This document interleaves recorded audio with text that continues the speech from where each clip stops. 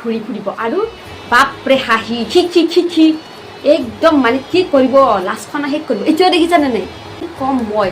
মোৰে লাজ লাগি যায় নকবা এইবিলাক এই নহ'লে গোটেই ঘৰখন মূৰৰ ওপৰত উঠাই লৈ নাচি ৰাখিব আপোনাক কিবা লাগিবনে আৰু মা আপোনাকো লাগিব নেকি লাগিলে কৈ দিব হা মই আছোঁ দিয়ক খাওক ভালকৈ খানাখিনি তাই বঢ়িয়া বনাই একদম যি কোনোবা আহিবই নাপায় ডাইৰেক্ট কি এক মিনিটত যে চাহ পানী নাস্তা চব ৰেডি কৰি দিয়ে অঁ চবে যোনে আহে শুনি গুণ গাবই মানে তাই কি ক'ব দেখিলে এতিয়াও উৰণিখান নাই মোৰ